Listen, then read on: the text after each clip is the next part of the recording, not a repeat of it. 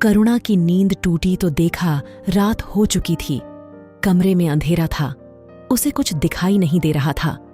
उसने किसी तरह टटोल कर कमरे का दरवाजा थोड़ा सा खोला तो देखा बाहर कई औरतें बैठकर बातें कर रही हैं। थोड़ी देर में एक लड़की कमरे में आई। उसने कमरे की लाइट जलाई, फिर वह करुणा को अपने साथ लेकर आंगन में आ गई। यहाँ शादी की बाकी रस्में निपटाने लगीं। कंगन की रस्म के समय उसने अपने पति को ढंग से देखा। वे मुस्कुरा रहे थे। सारी रस्मों के बाद करुणा और उसके पति रमेश को औरतें एक कमरे में छोड़ आईं। राकेश ने करुणा से कहा, देखो, इस घर में तुम्हें किसी बात की तकलीफ नहीं होगी। मैं जानता हूं तुम्हारे घर में अब कोई नहीं है, लेकिन चिंता मत करना, मैं तुम्हारा हमेशा साथ दूंगा। मेरी माँ कुछ सख्त स्वभाव की हैं। बस एक बात है, मेरे घर में मेरा छोटा भाई बंटी कुछ बिगड़ गया है। माँ के लाड़ प्यार ने उसे बिगाड़ दिया है। मैं कोशिश कर रहा हूँ कि वह कहीं काम पर लग जाए तो उसकी भी शादी कर दें। करुण सब कुछ सुन रही थी। उसे अब कुछ सुकून मिल रहा था। करुणा को ससुराल आए पूरा 1 महीना हो गया था। इस बीच एक बार भी उसके ताई ताऊजी ने उसकी खबर नहीं ली कि बेटी को एक बार घर बुला लें। शोभा का हर तीसरे चौथे दिन फोन आ जाता था। रात के समय जब रमेश वापस आते तभी शोभा करुणा से बात करती थी। एक दिन शोभा ने कहा, करुणा, मैं एक बार तेरी ससुराल आना चाहती हूँ और तुझे अपने घर लाना चाहती हूँ। यह सुनकर करुणा ने कहा, शोभा, मैं अभी नहीं आ सकती। दरअसल सर्दी का समय है, मुझे इन्हें सुबह ही खाना बनाकर देना होता है। मेरी सास से ज्यादा काम नहीं होता। गर्मियों में मैं तुझसे मिलने जरूर आऊंगी। धीरे धीरे समय बीत रहा था। इधर शोभा और उसके पति करण ने अपने घर के पास ही एक जगह जमीन खरीद ली। उस जमीन पर वे एक बड़ा सा हॉस्पिटल बना रहे थे। शोभा और करण काम में इतना बिजी को गए कि उन्हें करुणा का ध्यान ही नहीं रहा। दोनों ने अपनी नौकरी छोड़ दी, बैंक से लोन लेकर पूरा हॉस्पिटल तैयार किया। अस्पताल पूरा होने पर वह सभी सुविधाओं से सुसज्जित था। शोभा और करण दिन रात अस्पताल को सुचारू रूप से चलाने के काम में लग गए, जिसमें स्टाफ को भर्ती करना, सारी मशीनें लगाना, पूरे स्टाफ को ट्रेनिंग देना। इन्हीं सब में 2 साल बीत गए। इस बीच न तो करुणा का फोन आया, न शोभा उसे फोन कर पाई। 2 साल बाद एक दिन शोभा अपने घर में बैठी थी, तभी उसे करुणा का ध्यान आया। शोभा ने अपने पति करण से कहा, हे भगवान, मैं तो अपनी परेशानियों में करुणा को बिल्कुल भूल ही गई। न उसका फोन आया। करण ने कहा, क्या करें शोभा, इतना बड़ा काम था, 1 मिनट की फुर्सत भी नहीं मिली। चलो अब फोन कर लो। शोभा ने फोन मिलाया, लेकिन फोन स्विच ऑफ था। कई बार मिलाने पर भी जब नहीं मिला तो करण ने कहा, हो सकता है फोन बंद हो। कई बार गांव में रात को लाइट नहीं होती, चार्ज नहीं हुआ होगा, कल मिला लेना। उसके पति को दिन में मैसेज दे देना कि घर जाकर करुणा से बात करवा दे। अगले दिन भी शोभा फोन करती रही, लेकिन फोन स्विच ऑफ था। शोभा एक बार भी करुणा के ससुराल नहीं गई थी, इसलिए उसे उस गांव का पता भी नहीं था जहां जाकर वह पता कर सके। कई दिन तक जब करुणा से कोई संपर्क नहीं हो पाया तो शोभा ने अपने गांव जाकर पता करने की सोची। एक दिन वह हॉस्पिटल का काम निपटाकर गाड़ी लेकर अपने गांव पहुंच गई। अपने घर जाकर माँ से मिली। उसे देखते ही माँ ने कहा, बेटा, तुझे देखने के लिए तो आंखें तरस गईं। पूरे 2 साल बाद आई है। शोभा माँ के गले लग गई। उसकी आंखें भी नम हो गई थीं। क्या करती माँ, हॉस्पिटल खोलने के चक्कर में समय ही नहीं मिला। अब जरा फुर्सत मिली तो आ गई तुमसे मिलने। चाय नाश्ता करने के बाद माँ बेटी बातें करने बैठ गईं। शोभा ने पूछा, माँ, करुणा के बारे में कुछ पता लगा क्या? कई दिन से उसे फोन लगा रही हूँ, लेकिन फोन स्विच ऑफ आ रहा है। शोभा की माँ ने कहा, नहीं बेटी, उसके ताऊ ताई तो ढंग से बात करते नहीं हैं, इसलिए हम उनसे कोई मतलब नहीं रखते। बस इतना पता है कि उसके घर को किराए पर चढ़ाकर उसका ताऊ मजे कर रहा है और घर बेचने की कोशिश भी कर रहा है। शोभा ने निराश होते हुए पूछा, क्या मैं एक बार उसके ताऊ ताई से मिलकर पूछूं? शायद उन्हें पता हो। लेकिन माँ ने मना कर दिया। बेटी, वे तो तुझे पहले ही पसंद नहीं करते, तुझे देखेंगे तो और भड़क जाएंगे, और मुझे लगता है उन्हें भी कुछ पता नहीं होगा, क्योंकि उन्होंने उसे पग फेरे के लिए तो बुलाया नहीं। आज तक वह इस गांव में आई नहीं है, न यहाँ से कोई गया है उससे मिलने। लेकिन शोभा नहीं मानी। वह करुणा के ताऊ के घर पहुंच गई। दरवाजा खटखटाया। उसकी ताई ने दरवाजा खोला। अरे शोभा, तुम बहुत दिनों बाद आई, बताओ क्या काम है? शोभा ने कहा, ताई जी, करुणा की कोई खबर है क्या? आपको कई दिन से उसका फोन नहीं लग रहा। यह सुनकर ताई ने हंसकर कहा, उसके ताऊ ने इतने अच्छे घर में उसकी शादी की है, राज कर रही होगी। जब वो हमें याद नहीं करती तो हमें उसकी क्या जरूरत है? हमसे मिलने नहीं आई। यह सुनकर शोभा उदास हो जाती है। फिर भी वह पूछती है, ताई जी, आप मुझे बस उसके गांव का नाम बता दीजिए, मैं ढूंढ लूंगी। इस पर मुंह बनाते हुए ताई ने कहा, बेटी, मुझे तो पता नहीं तेरे ताऊ शहर गए हैं। करुणा की ताई ने टाल दिया। शोभा निराश होकर वापस आ गई। एक दिन शाम के 6 बजे शोभा हॉस्पिटल से घर के लिए निकल रही थी। तभी एक अनजान नंबर से फोन आया। पहले तो शोभा ने फोन काट दिया, लेकिन जब बार बार घंटी बज रही थी तो बेमन से शोभा ने फोन उठाया। दूसरी तरफ करुणा की आवाज सुनकर शोभा चौंक गई। करुण बुरी तरह रो रही थी। शोभा बोली, करुणा, तू रो क्यों रही है, कहाँ है? शोभा ने यह सुनकर कहा, तू चिंता मत कर, वहीं रुक, हम बस 1 घंटे में पहुंच रहे हैं। तू जिनका फोन है उनसे मेरी बात करवा दे। करुणा ने चाय वाले भैया को फोन दे दिया। शोभा, भैया, आप यहीं बस स्टैंड पर हो क्या? ये मेरी जानने वाली है, इसका ध्यान रखना, हम बस अभी पहुंच रहे हैं, आपकी बहुत मेहरबानी होगी। चाय वाला बोला, यह बहन जी बहुत देर से रो रही है, मेरी यहीं पर चाय की दुकान है, आप आ जाओ।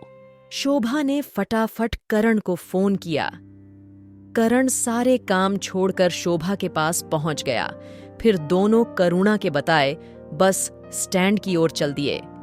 तभी करण ने कहा, हमें तो पहुंचने में टाइम लग जाएगा, मेरा दोस्त सुनील वहीं रहता है, मैं उसे वहां भेज देता हूं। तुम्हारे पास करुणा की फोटो हो तो मुझे भेज दो। करण ने सुनील को फोन किया। सुनील, तेरी हेल्प चाहिए थी, तू अभी गांव के बस स्टैंड चला जा, मैं तुझे फोटो भेज रहा हूँ। ये शोभा की दोस्त है, बहुत परेशान है, हम वहां आ रहे हैं, जब तक हम आएं इसका ख्याल रखना, कोई इसे नुकसान न पहुंचा पाए, बस हमारे आने तक संभाल ले। सुनील ने जवाब दिया, भाई चिंता मत कर, मैं अभी 10 मिनट में पहुंच रहा हूँ और तेरी उनसे बात भी करा दूंगा। यह सुनकर करण और शोभा को थोड़ी शांति मिली।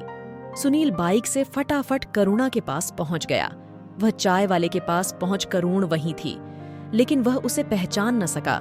शोभा ने जो फोटो भेजी थी वो करुणा की शादी की थी। उसने चाय वाले से पूछा तो चाय वाले ने करुणा की ओर इशारा किया। पुरानी सी साड़ी पहने कमजोर सी एक औरत बैठी थी। सुनील ने फोटो को ध्यान से देखा, तब समझ आया कि यह वही है।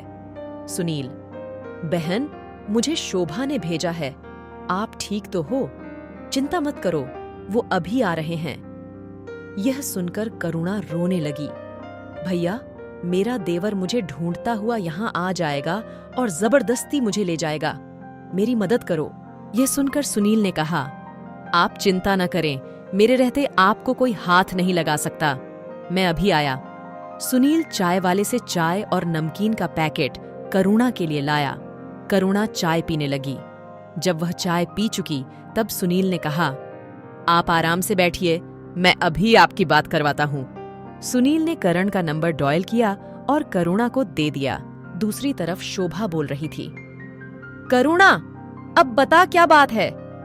करुणा बहुत डरी हुई थी, उससे कुछ बताया नहीं जा रहा था। वह बोली, बस बहन, तू यहाँ आ जा, फिर तुझे सब बताऊंगी। ये कहकर करुणा ने फोन सुनील को पकड़ा दिया। शोभा, भैया, इसने कुछ बताया क्या? सुनील ने जवाब दिया, भाभी, यह बहू डरी हुई हैं, इन्होंने बस इतना बताया कि इनका देवर इन्हें ढूंढता हुआ यहाँ आ जाएगा और जबरदस्ती ले जाएगा। आप चिंता मत करो, मैंने अपने 4-5 दोस्तों को बुला लिया है, हमारे रहते कोई इन्हें छू भी नहीं सकता, आप आराम से आ जाओ। यह सुनकर शोभा ने कहा, भैया आपका बहुत बहुत धन्यवाद। ये मेरी बचपन की सहेली है। 2 साल से इससे कोई कांटेक्ट नहीं हो पाया। बस कुछ देर और इसका ध्यान रखिए, हम बस पहुंच ही रहे हैं। सुनील बोला, अरे भाभी, ये भी तो मेरी बहन जैसी हैं। आप चिंता मत करें, आराम से आएं। शोभा ने फोन काट दिया और करण से बोली, बात समझ में नहीं आ रही, उसका देवर क्यों उसके साथ जबरदस्ती कर रहा है? उसका पति कहाँ है? करुणा ने बताया था कि उसका देवर तो गुड़ा टाइप का है, सारे दिन शराब पीकर पड़ा रहता है। लेकिन इसके पीछे क्यों पड़ा है? लगता है इसका पति कहीं काम से बाहर चला गया होगा। करण ने शोभा को समझाते हुए कहा, शोभा चिंता मत करो, अभी आधे घंटे में हम पहुंच जाएंगे। फिर करुणा से अच्छे से पूछ लेना। फोन पर ना वो बता पाएगी न तुम कुछ समझ पाऊंगी। वैसे भी अब उसका देवर कुछ नहीं कर पाएगा। सुनील को मैं जानता हूँ, वह अखाड़ा चलाता है। उसके अखाड़े के लड़के वहां पहुंच गए होंगे। उन्हें देखकर उसका देवर सामने भी नहीं आएगा। शोभा बहुत परेशान थी। हे भगवान, करुणा मिली भी तो किस हाल में बेचारी के जीवन में कोई न कोई परेशानी खड़ी ही रहती है। मुझे तो इसके पति पर गुस्सा आ रहा है। जब उसे पता है कि इसके माता पिता हैं नहीं और खुद का भाई गुड़ा है, तो उसे अकेला क्यों छोड़ दिया? अपने साथ शहर ही ले जाता। करण और शोभा इसी तरह बातें करते करते बस स्टैंड पहुंच गए। शोभा जैसे ही करुणा के पास पहुंची, वह उसे देखकर दंग रह गई। कितनी कमजोर हो गई थी करुणा। एक पुरानी सी साड़ी पहने, हाथ में एक कपड़े का पुराना सा बैग। कुछ देर के लिए तो शोभा उसे देखती ही रह गई। कुछ बोल नहीं पाई। फिर उसने कहा, करुणा। करुणा जो अब भी सर झुकाए बैठी थी। शोभा की आवाज सुनकर जैसे उसमें जान आ गई। वह शोभा को देखकर रोने लगी और उससे लिपट गई। बहन, तू आ गई, मुझे बचा ले, नहीं तो ये लोग मुझे मार डालेंगे। शोभा ने करुणा को कस कर जकड़ लिया और बोली, कोई तुझे हाथ भी नहीं लगा सकता। मैं आ गई हूं, अब सब ठीक हो जाएगा। मैं तुझे कब से ढूंढ रही थी। एक फोन नहीं कर सकती थी मुझे न तो तेरी ससुराल का पता मालूम था, न तेरी ताई ने गांव का नाम बताया, वरना मैं तुझ तक पहुंच जाती। एक ही सांस में शोभा ने सब कह दिया। करुणा बस रोए जा रही थी, वह कुछ बता नहीं पा रही थी। तभी करण ने कहा, शोभा, इन्हें घर ले चलो, अभी कुछ मत पूछो, यहां से निकलते घर पहुंचकर बात करेंगे। ये बहुत डिप्रेशन में है। शोभा ने हां में सर हिलाते हुए करुणा को गाड़ी में बैठाया। करुणा को गाड़ी में बैठाकर शोभा और करण ने सुनील का धन्यवाद दिया और करुणा को लेकर घर की ओर चल दिए। करुणा और शोभा दोनों कार की पिछली सीट पर बैठी थीं। शोभा ने करुणा का हाथ पकड़ रखा था। करुणा बुरी तरह डर रही थी और बार बार पीछे मुड़कर देख रही थी। कार हाईवे पर दौड़ रही थी।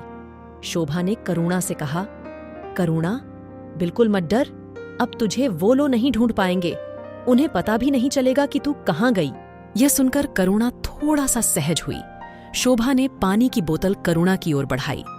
करुणा ने पानी पिया। फिर वह कुछ देर आंख बंद करके बैठी रही, जैसे कोई बहुत बड़ी मुसीबत उसके सर से टल गई हो। कुछ देर बाद शोभा ने पूछा, करुणा, तू ठीक है? क्या हम बात कर सकते हैं? अब तू बता पाएगी क्या हुआ? करुणा ने हाँ में सर हिलाया और फिर कहना शुरू किया, शोभा, जब से मेरी शादी हुई सब कुछ ठीक चल रहा था। ये बहुत प्यार करते थे, मुझे पूरा ध्यान रखते थे। एक भी दिन ऐसा नहीं था जब हमारी लड़ाई हुई हो। पूरे घर का खर्च यही चलाते थे। इनका छोटा भाई यानी मेरा देवर कोई काम नहीं करता था, दिन भर इधर उधर घूमता रहता था। शाम को शराब पीकर आ जाता था। कई बार तो उसका झगड़ा हो जाता था, जिसे तेरे जीजाजी निबटाते पैसे भी देते। थाने में जाकर कई बार इसकी जमानत करवाकर भी लाए थे। इधर मेरी सास हमेशा मेरे देवर का पक्ष लेती थी। इसी बात से हम दोनों कुछ परेशान रहते थे। अभी 6 महीने पहले हम रात को खाना खाकर सोने की तैयारी कर रहे थे। तभी 2 लोग बाइक पर हमारे घर आए और मेरे देवर का नाम लेकर पूछने लगे। इन्होंने कहा वह घर पर नहीं है, तो वो जबरदस्ती घर में घुसने लगे, क्योंकि मेरे देवर ने उनसे काफी पैसे उधार ले रखे थे। वो सोच रहे थे कि हमने उसे छिपा रखा है। जब बहुत देर तक झगड़ा करने के बाद भी वे लोग नहीं माने तो इन्होंने उनमें से एक गुंडे को धक्का दे दिया। यह देखकर दूसरे ने गन निकालकर इन पर फायर कर दिया। यह कहकर करुणा सुबक सुबक कर रोने लगी। उसकी बातें सुनकर शोभा की आंखों से भी आंसू बह रहे थे। करुणा ने आगे कहना शुरू किया। गोली लगते ही ये गिर पड़े। मैं इन्हें संभालती रही, चिल्लाती रही, तब तक वो दोनों भाग गए। किसी तरह इन्हें अस्पताल ले गए, लेकिन रास्ते में ही ये नहीं रहे। मेरी तो दुनिया ही उजड़ गई। सोचने समझने की शक्ति चली गई। पूरे घर में रोना पिटना मच गया, लेकिन इनके छोटे भाई को इसका जरा भी दुख नहीं था।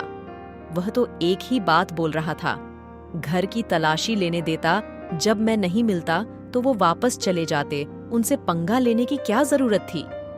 मेरी सास और देवर कुछ ही दिनों में सब भूल गए।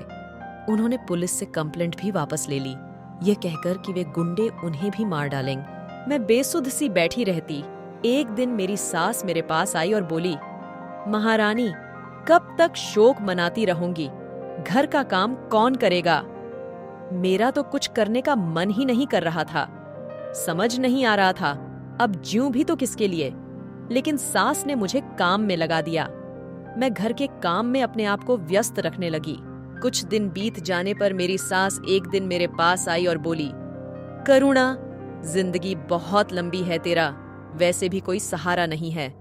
तू मेरे छोटे बेटे यानी अपने देवर से शादी कर ले। यह सुनकर मेरे होश उड़ गए कि ये क्या बोल रही हैं। मैं तो सपने में भी ऐसा नहीं सोच सकती थी।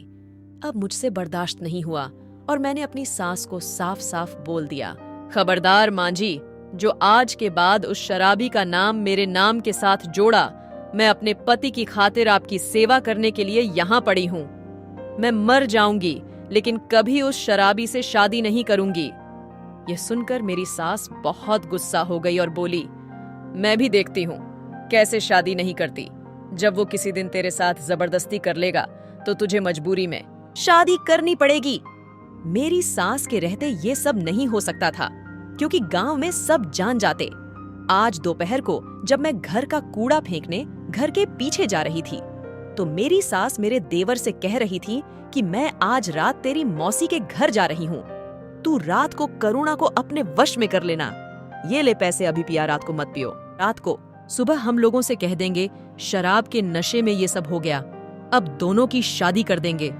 यह सुनकर मेरे देवर ने कहा, लेकिन माँ वो नहीं मानी तो? तब मेरी सास ने कहा, उसके हाथ पैर तोड़ दियो, फिर न कहीं भागने लायक रहेगी न किसी को कुछ बताने लायक। मैंने यह सुना तो मेरे पैरों तले जमीन खिसक गई। मेरी सास तो चली गई, मेरा देवर पीकर आंगन में पड़ा था। मैं चुपचाप अपनी जान और इज्जत बचाकर भाग आई। यह कहकर करुणा फूंक फूंक कर रो पड़ी। उसे रोता देखकर शोभा भी रोने लगी। हे भगवान, तू इतना सब सहती रही। मैं तो सोच रही थी तू बहुत सुखी होगी। करुणा ने रोते हुए कहा, बहन, लगता है मेरी किस्मत में सुख है ही नहीं।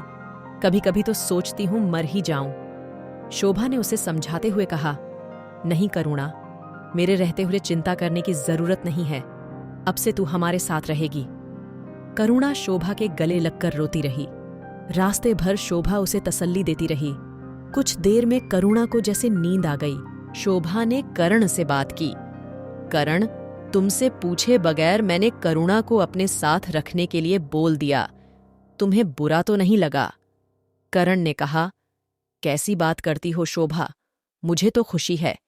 हम किसी के काम आ रहे हैं। कुछ ही देर में तीनों घर पहुंच गए। शोभा ने करुणा को गेस्ट रूम में ले जाकर सुला दिया। उसके बाद दोनों अपने बेडरूम में आ गए। थक जाने के कारण करण तो सो गया, लेकिन शोभा की आंखों से नींद गायब थी। पिछले 3-4 घंटों में इतना कुछ हो गया जिसे सोचकर उसे यकीन नहीं हो रहा था। अगले दिन करुणा सोकर उठी। वह अपने बिस्तर पर बैठी थी। उसका सिर दर्द से फटा जा रहा था। तभी शोभा उसके कमरे में आती है। कैसी है करुणा? क्या हुआ, सिर पकड़े क्यों बैठी है? करुण ने शोभा से कहा, कुछ नहीं, सिर में बहुत दर्द हो रहा है। शोभा फटाफट गई और उसके लिए एक टेबलेट ले आई। उसे गर्म पानी से टेबलेट दी। जिसे करुणा ने बिना कुछ पूछे खा लिया। शोभा बोली, करुणा, तू आराम कर, अभी मेड आ जाएगी। घर का काम करने के लिए मुझे हॉस्पिटल जाना होगा। मैं तुझे बताना भूल गई, हम दोनों ने नौकरी छोड़कर अपना हॉस्पिटल खोल लिया है। इसी कारण मैं 2 साल से तुझसे मिल नहीं पाई। करुण ने खुश होते हुए कहा, बहुत अच्छा किया शोभा, तेरी तरक्की देखकर मुझे बहुत खुशी मिलती है। वैसे भी मेरी जिंदगी में अब बचा ही क्या है। अच्छा किया जो तू मुझसे मिलने नहीं आई। मेरी सास का व्यवहार बहुत खराब है। वो तेरी बेइज्जती करती तो मुझसे बर्दाश्त नहीं होता। शोभा बोली, बहन, जो हुआ उसे भूल जा और नए सिरे से जिंदगी शुरू कर। लेकिन अभी तू बस आराम कर, ज्यादा मत सोच। भगवान ने तुझे बचा लिया। मैं लेट हो रही हूँ, तुझसे शाम को मिलती हूँ।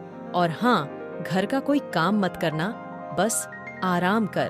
कुछ ही देर में मेड आ गई।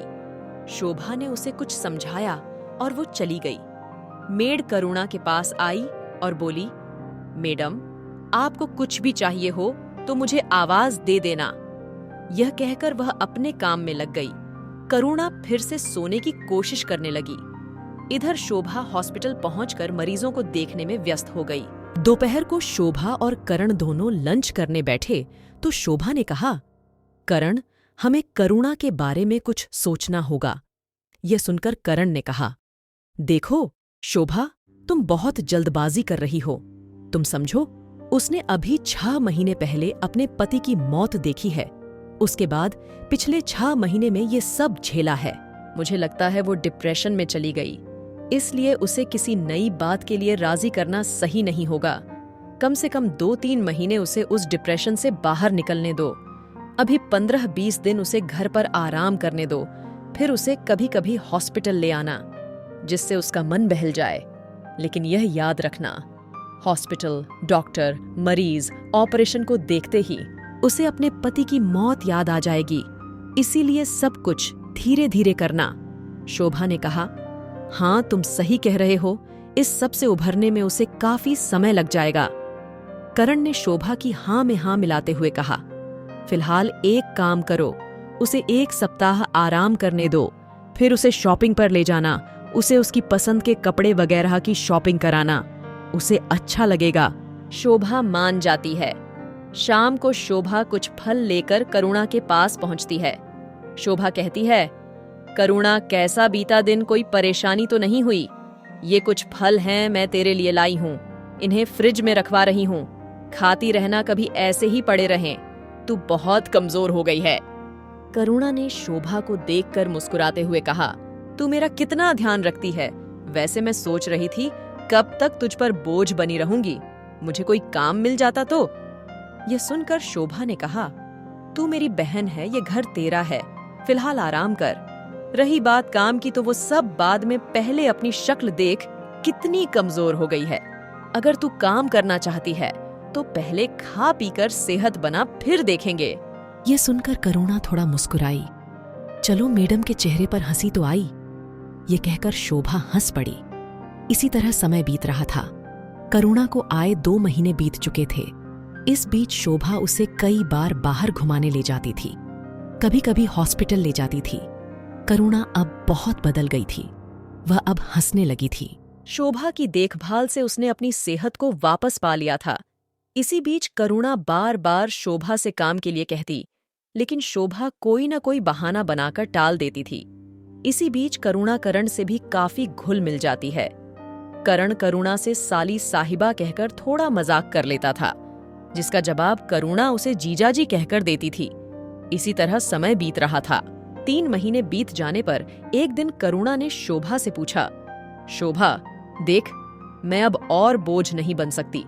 या तो तू मुझे कहीं काम पर लगवा दे, या मैं कहीं और जाकर काम ढूंढती हूँ। शोभा बोली, तू एक काम कर, कल से मेरे साथ हॉस्पिटल चल। शोभा करुणा को हॉस्पिटल ले जाकर अपने केबिन में बिठा देती है।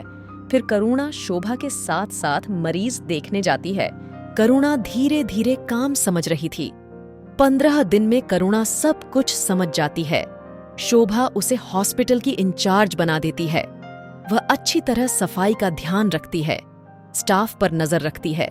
किसी मरीज को कोई परेशानी ना हो, उसका ध्यान रखती है। हॉस्पिटल में कपड़े धुल कर आते हैं, उनका ध्यान रखती है। कुछ ही दिनों में पूरे हॉस्पिटल का काम संभाल लेती है।